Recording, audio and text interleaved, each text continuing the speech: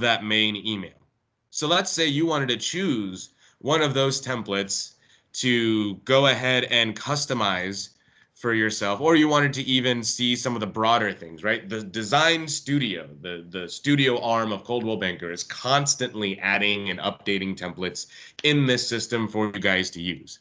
So if we go into our marketing center and I click, I always tell agents the best place to jump in here and get your hands dirty is click right here on email and video campaigns. If I could just get that to be the only thing I'm highlighting, it won't. But right here where my little finger is circling over, email and video marketing. When you click on that, this will open up to an entire library of stuff that you can come in here. It's grab and go. You can personalize and send, or you can do what we're going to do and customize that to, again, add a little bit of extra value to the consumer that it's going to. Anything that you are editing, any of these templates that you've manipulated in the past and saved updates to, you will see listed under saved designs. In the library, you can also search by specific items.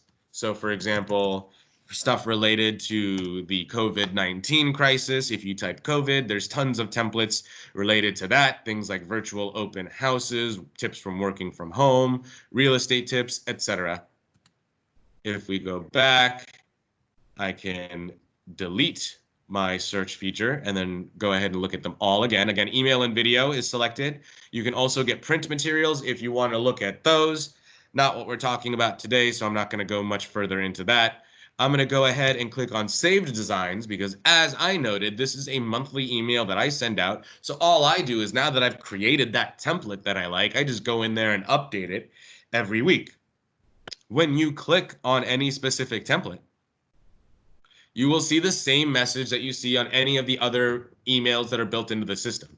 You can hit, actually, this is when you're in here editing one. When you're going to a new one, it will show that personalize button. So if I click here, you will see personalize or compose email. Always start with that personalize button, because what that does is it opens you up in that editor like we showed before and populates all of your information in. Now, once you do that and you save a copy of that, even if you just hit personalized and hit saved, you will now see edit and compose email, as well as publish to web and share, where you get a link that now gives you a web page version of that email that you will be blasting out. So you can then, utilize it as a social media post and say, let's say the video that you shoot for this specific email blast is being repurposed. You're going to repost it on your Instagram. You're going to repost it on your Facebook. And on Instagram, you can add, for more details, please click on the link in my bio. And on Facebook, you can say that you can click on the link in the description below, and that will open up to this email that people that are not in your sphere or are not part of your organization can receive, and that people who are, discovering you for the first time can find you, go into your website and register to be a part of your mailing list or be a part of your sphere or whatever the case may be. So now you've captured in a new potential client that we can start to work towards being an active one. Once you have that email saved, clicking on edit in a design will allow you to go back in and manipulate any given design. So I'm going to go ahead and open up the one I was editing for tomorrow. And we can kind of see how this works. So you've got the email open. And like I said, this works like any other editor that you're using. Specifically, if you guys are editing your InTouch websites, you'll find a lot of similarities in the way you lay out text and photos here that you do there. Main thing, like I said, workflow, right? I have already collected everything that I wanted to share this week, and I've got it loaded into the system. And I'm keeping some stuff from previous weeks just in case anybody missed it. Or again, because my purpose is to send this stuff to you guys as agents to then rip out, use in your own email and send forward. You can, utilize all of this yourselves and continue to copy and paste. So I tend to re-share stuff just in case anybody missed it the first time. But as you can see, I've already done a lot of work here.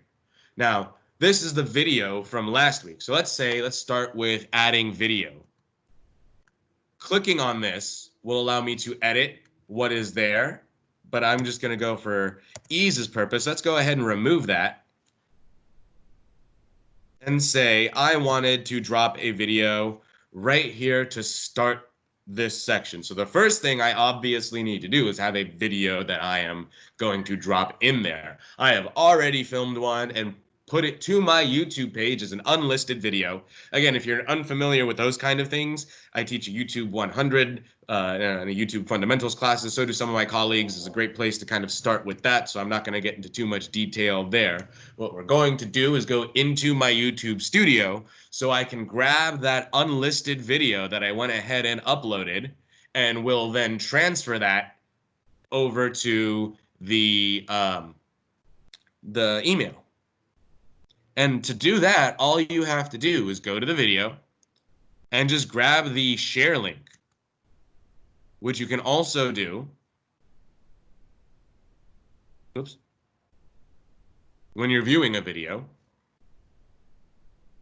the share link is this link up here, or this link that you grab right here from share.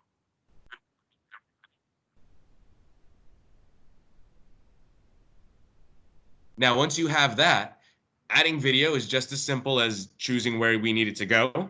I've got my cursor right here above my text.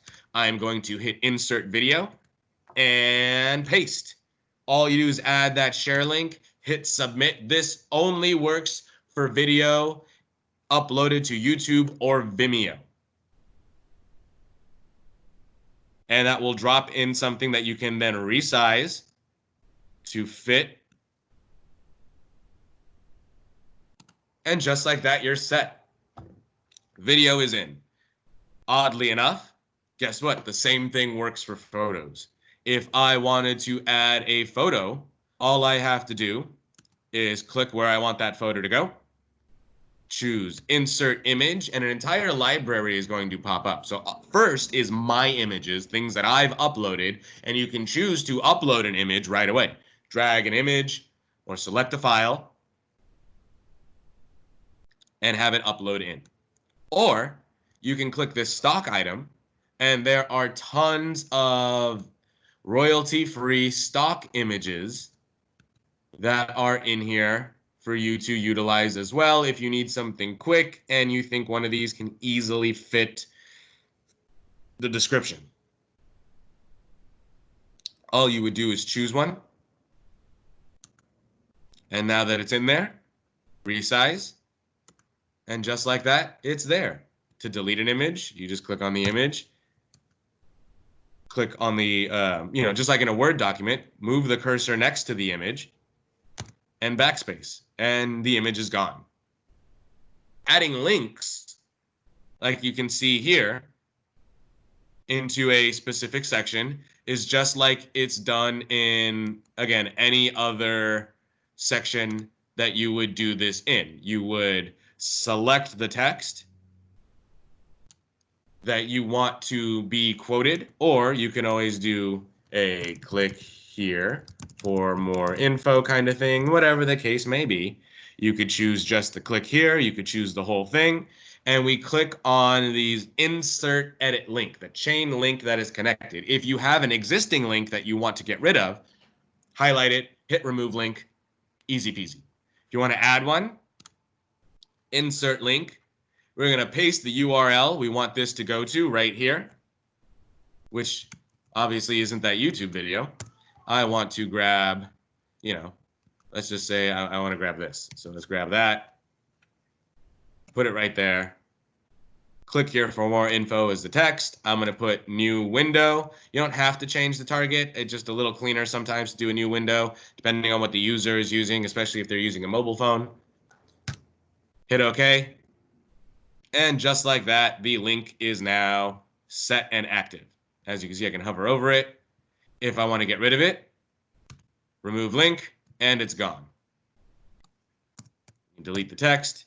Again, editing this is just as simple as you anticipated. The hard part is making sure that you've done and dedicated a little bit of time to collect information to place in these emails. Now, all intents and purposes, let's say I'm done, everything's ready to go. First things first, save. We hit save, give it a name, save. That adds it into the saved library where you can go back into and reference. I normally don't change the name to the date. I just did that for this example to have another one to edit. I normally leave them titled the same thing. It's just COVID shelter in place email. Then every time I resave it as the updated one, it doesn't continually, create a, new one every time I save. It'll just update the existing file, which is kind of what you want anyway. That way you don't have to redo the whole thing every time. Once it is saved, I can then publish to the web and share, and I've got that link I can use wherever I need it. For example, if I make this YouTube video public, I can add it right in the description right down here in my, YouTube studio. So I can go, get rid of this banner real quick. I can go right here and grab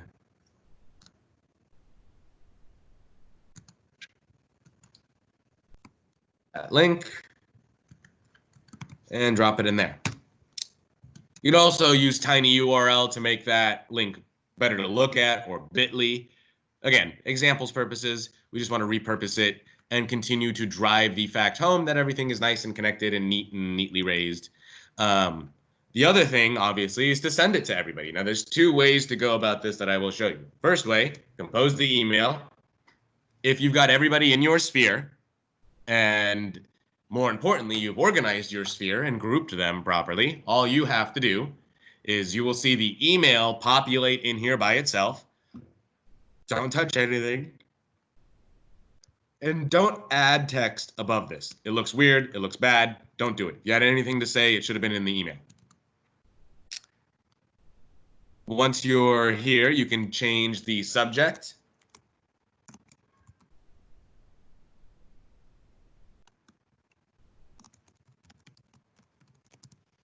And then, who is it going to? You could hit 2, and you will see everybody in your system pop up, as well as all of the groups.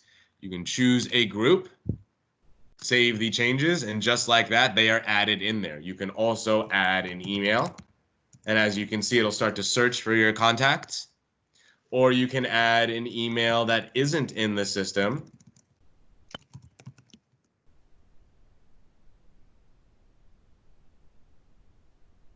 And I accidentally hit enter. If you hit enter, it will go ahead and send, which is something, is important to note. So now that email is gone. And that's it. That's sending it. Now, the other way to send it, if you don't have people in this system, let's say you're using a different CRM, you can still leverage all of this stuff that Coldwell Banker is giving you by going right to this step. And again, my agents that are getting these are obviously coming from InTouch, but I'm not sending them from InTouch because I don't have the distribution list loaded in here. What we do is we copy this email, just like that. Select everything here, Control A for Windows, my Windows users, and Control C to copy. And now I can go to my email. I can hit new email, go right down in here. Oops, I did not copy. Copy. And we go right into my new email. And actually, I want to make sure it's centered. So I'm going to center my email first. And then, I'm going to paste. And in just a moment, we'll see everything come together because, obviously my internet's getting a little bit of stress usage right now.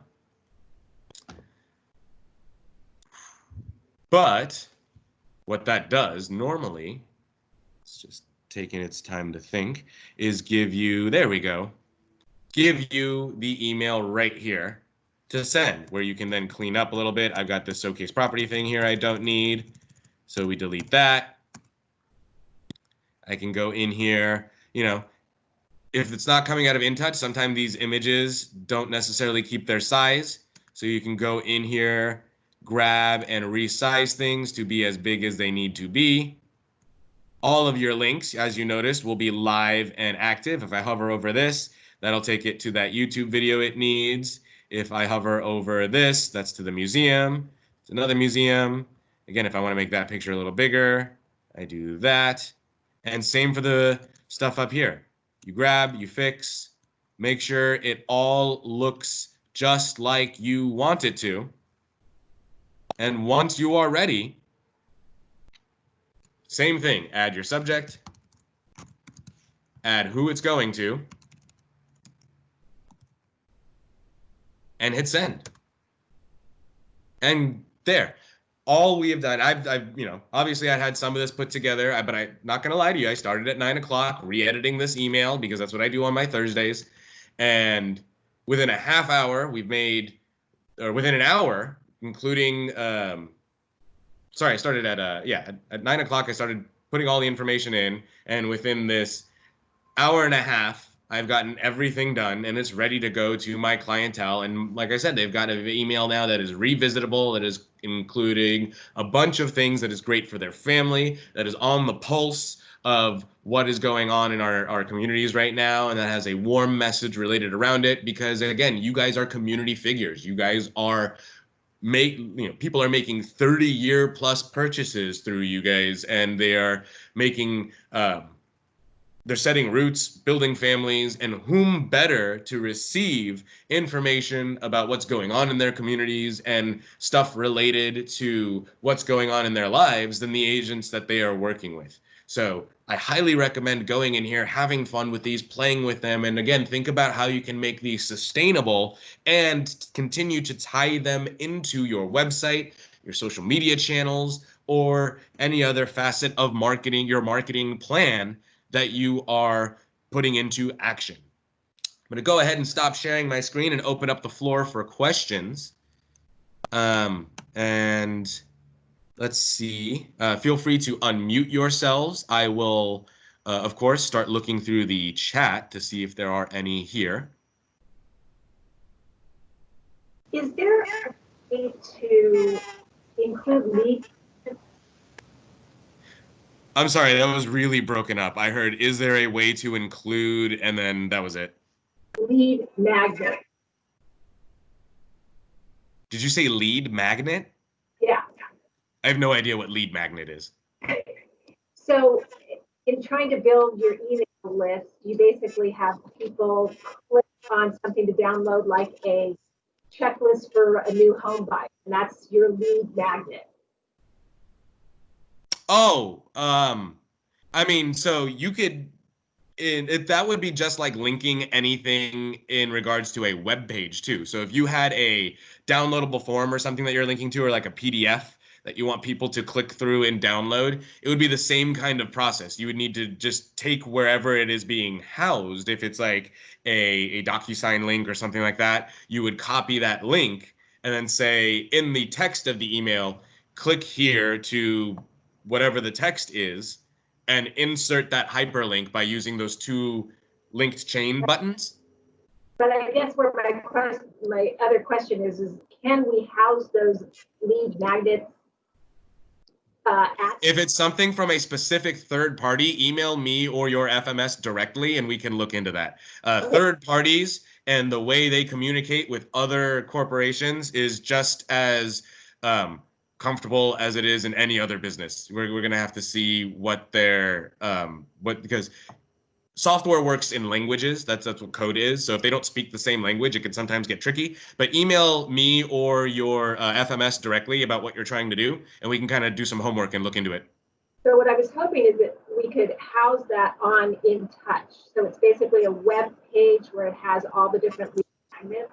I just don't know if that's possible. You could for your website. Now, again, I need to know what this third party is. So I would say, reach out to either, again, me or your field marketing specialist directly, and we can kind of look into what code they use and where we can then implement it. There's always some place you can kind of tie this stuff into anywhere. I didn't go into it because it's way over the heads of most people on this call, but you can edit the InTouch emails as source code. But that's a whole other thing I can digress into that I barely have. I only have a base level understanding of using source code because I'm a marketer, not a programmer. Right. Really? Let's see. What else do we got? Can you do a read more so only the first paragraph shows initially? That's not how they're HTML emails, so they open live. So what happens is when a consumer, whether they're opening on a mobile device or on their computer or on a tablet, what you see is just that however big their screen is, that's how much of the email previews. And then when they click onto the email, it'll open up to a full thing that they can scroll through, or there's a link in the email to view it in a browser as well. The next question here is, I thought all contacts that you were emailing had to be in the InTouch CRM. You can add valid emails into the system at that junction, like I did when I added that last one, but I hit enter and then all of a sudden it's sent. Adding emails to that sending list will not add them to the CRM. They need to be in the CRM to be searched from that to section, but you can add individual emails to that to send it out to specific people. Doing that, though, will not create a new contact in your CRM. I hope that answers your question, Alina. The next one in the chat is, what if you want to do the change to verbiage in Prospect Square and personalize that? You can do that. That is a different class. If you copy and paste the email into your preferred email account, do you still have the option to unsubscribe? Technically, yes, because it copies in.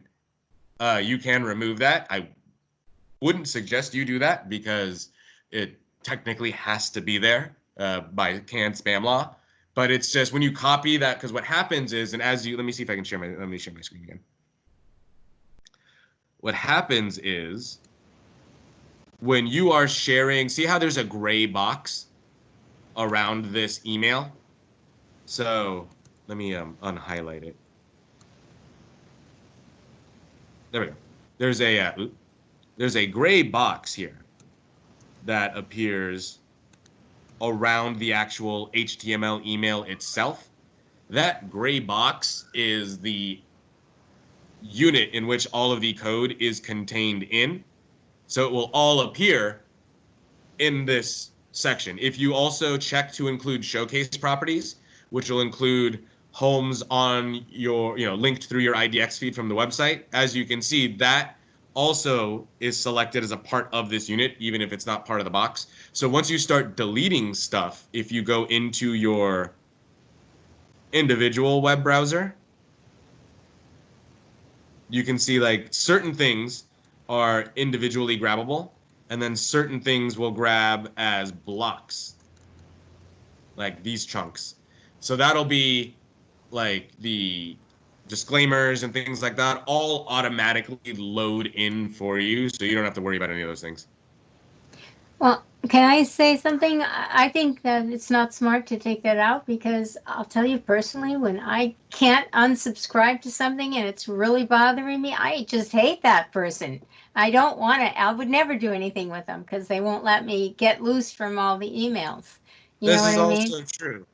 But I'm not a big fan of removing them from the system also because you can't track any of the responses coming back. All of that analytics only works when it's being sent from InTouch. The only reason I show how to send it without that system is if if you want to leverage these templates that are already there, but your CRM is through Buffini or some other organization, and you still want to leverage that email, that's how you would grab that and repurpose it to use in whatever your current CRM is.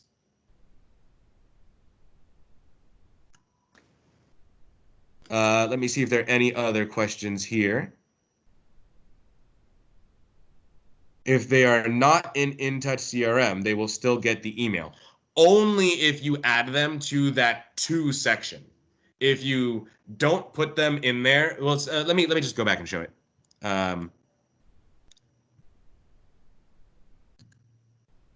When you're in here, so if they're not in your InTouch CRM, you can add an email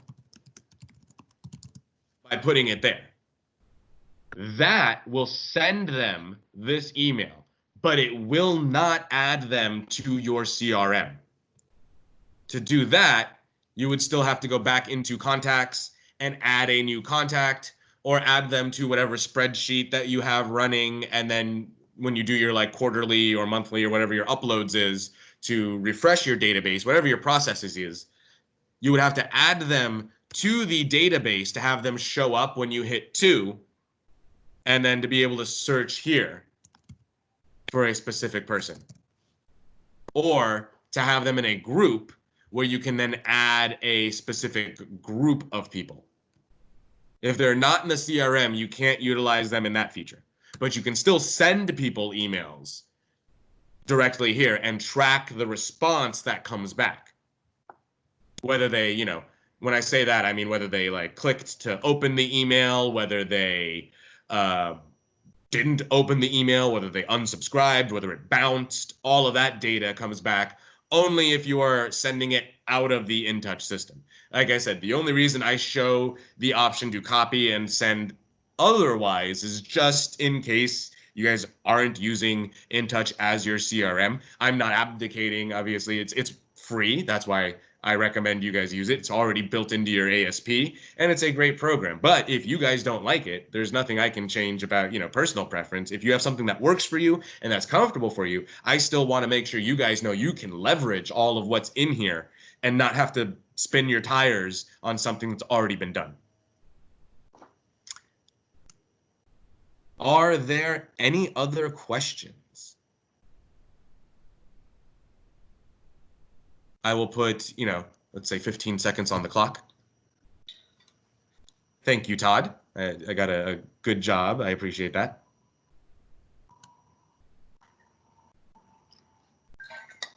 I will send a recap out to everybody shortly after I end the session with a link to the recording that I recorded, and all of those get uploaded to a YouTube channel that I manage that has all of the classes that I have taught and will continue to teach throughout our shelter-in-place work environment. If you have any questions, please reach out to me or your local FMS or SSA. You guys have an entirely great and supportive team behind you to help you succeed in all of this.